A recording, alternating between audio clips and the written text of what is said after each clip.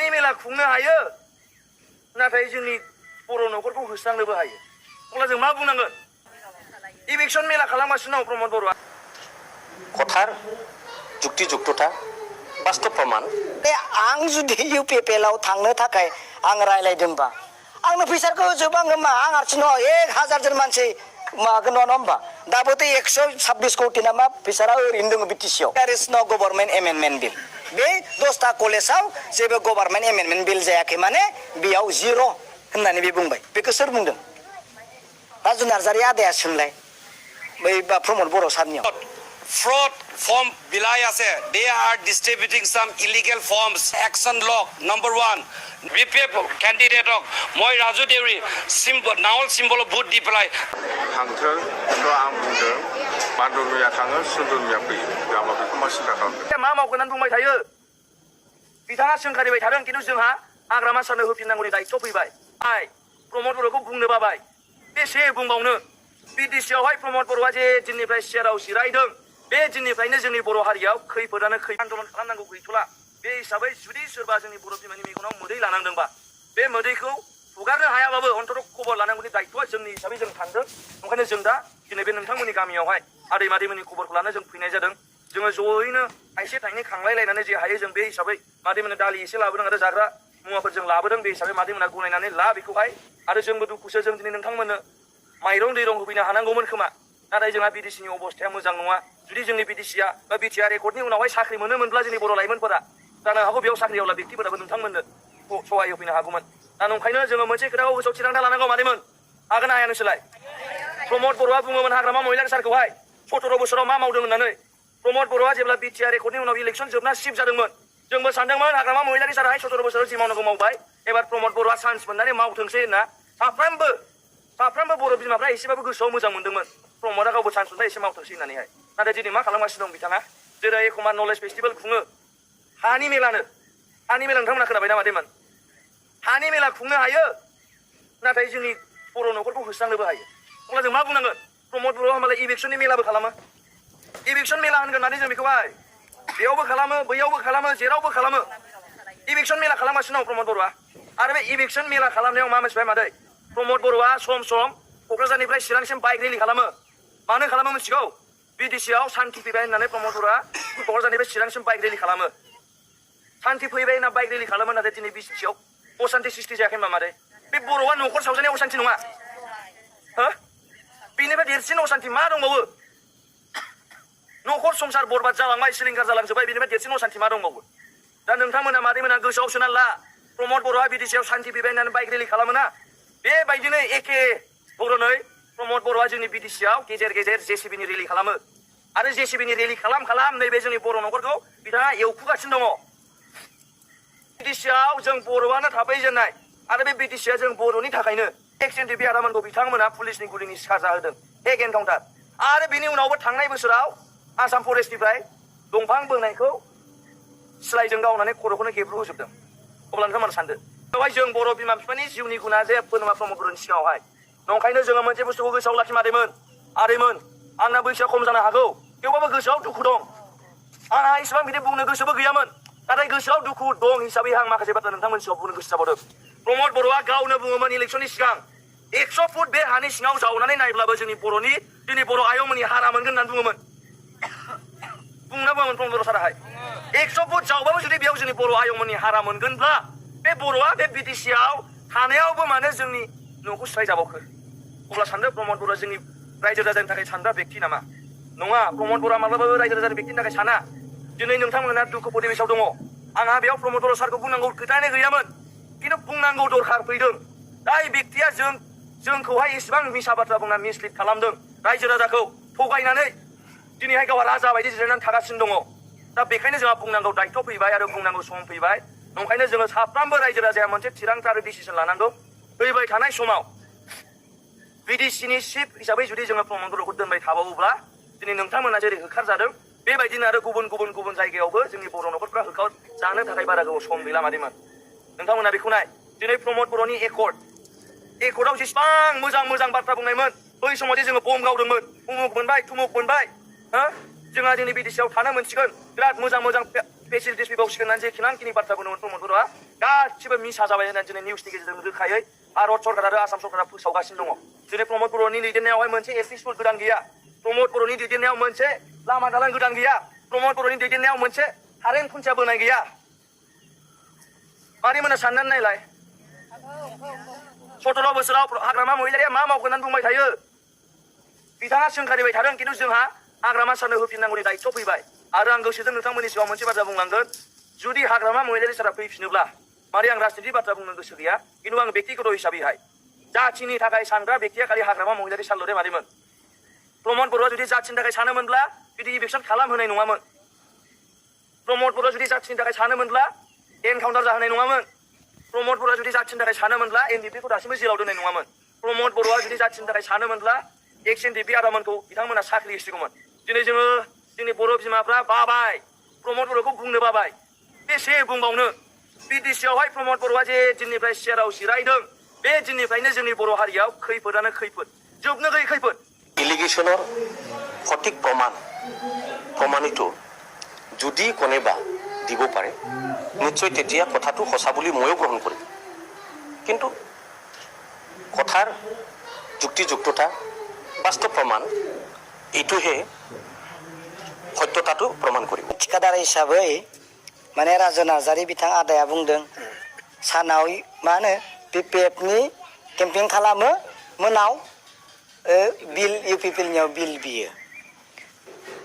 प्रमद बर' बिथांनियाव बिल बिया, आं सोरनियाव बिनो नङा होमबा? सरकारा सोरनि? प्रमद बर' बिथांनिथ' सरकार, बिनियाव बिया, आं सोरनियाव बिनो? ना गर्जन सारनियावबा बै जोंहा माबा आसामनि सोरबा EMनियाव बिनांगौ होमबा, माबा मिनिस्टारनियाव बिनांगौ होमबा? हा, आं हाग्रामा महिला बिथांनियाव बिल बिनांगौ होमबा? सरकारा जायनियाव दङ बिनियावसो बिगोन। हा, बिथाङा आरो मा बुंबावदों, मा हराव होनदोंना, हरावलाय मानोथो लेंहरो? बिथांमोना ठिकादारखौ मोनावसो लेंहरो, मिथिबाय? मोनाव मानो लेंहरो? आंथ' बिल मोननोनो फैसा होना दोनदों आङो 18 लाख, मिथिबाय? बिल मोननोनो फैसा लाना दोनदों आंनिफ्राय। मानो लेंहरो बिसोर मोनाव? सानावबाथ' फैसा साननायखौ नुगोन नालाय, नरे मोनावलाय मानोथो लेंहरो? आरो आं जुदि UPPLआव थांनो थाखाय आं रायलायदोंबा, आंनो फैसाखौ होजोबाङो मा? आं हारसिं नङा, 1000 जन मानसि मागोन नङा होमबा? दाबोथ' 126 कोटि नामा फैसाया ओरैनो दङ बिटिसिआव रानाखै। होदो UPPLआव लाना थांदो नङा होमबा? फैसाखौ एकाउन्टाव थ्रोब सोग्रोलाय, नरे मा लाना थांजोबगोन ना सोग्रो आदा राजुआ बुंनानै, बिक्रमा UPPLआव फैसिगोन, हो बेनो 12-15 कोटिसो लाना फैजोबगोन ना होलाय, नरे। चन्दन ब्रह्म सार बिथाङा BPFखौ नागारलांनायनि सिगां, रिजिगनेसन होनायनि सिगां मोनसे खोथा बुंदों, जाया प्रमाण हहकारि खोथा बुङो बेखौसो फोथाय। भिडिअ क्लिपखौ नोंसोर ला। गोबाङा गोबां खोथा बुंनो हागौ, नाथाय जाया प्रमाण लानानै, जुक्ति होनानै, फोरमान लानानै खोथा बुङो बेखौसो फोथायनांगौ होननानै मानगोनां चन्दन ब्रह्म सारा बुंनांदों। बे आंनि थाखाय मोजां। नायदो, नाय निकलाटनि बेखौ प्रमद बर'नि डिपार्टमेन्टआनो आं लिरना हरबाय, माने प्रमद बर'आ चिफ इडुकेसन डिपार्टमेन्टनि प्रमद बर'नि लिरनाय जाबाय। प्रमद बर' सार बिथाङानो बुंहरबाय, देयार इज न' गभर्नमेन्ट एमेन्डमेन्ट बिल। बे 10टा कलेजाव जेबो गभर्नमेन्ट एमेन्डमेन्ट बिल जायाखै, माने बेयाव 0 होननानै बे बुंबाय। बेखौ सोर बुंदों? राजु नार्जारि आदाया सोंलाय बै प्रमद बर' सारनियाव, नङा रे? बिनियाव सोङो, बिक्रमा बेखौ हरबायना, बिक्रम नों मानो हरना लानाय? दाथ' नै बिजनेसा थाहैबायना, 10टा कलेज जायोखौ प्रमद बर' सारानो गावनो बुंनाय जायाखै होमबा? बिनिनो चिफ, नङा रे? नै दिल्लीयालाय माखौ हरदों? नै दिल्लीया लिरना हरनाया द्राफ्ट नङा, बियो माइनुटसो। जे मिटिंआव खामानि मावनोब्ला मिटिं लिङो, माइनुटस लिरो, बिथांखि लायो, बे बिथांखिसो। नोंसोरो ओइ तेजपुराव थांदो, उदालगुरियाव खाथि जाखायो सेन्ट्रेल इउनिभारसिटिया होननानै बुंदों। NITआ सिलचरावनो दंखायो, 2019आव होनाय।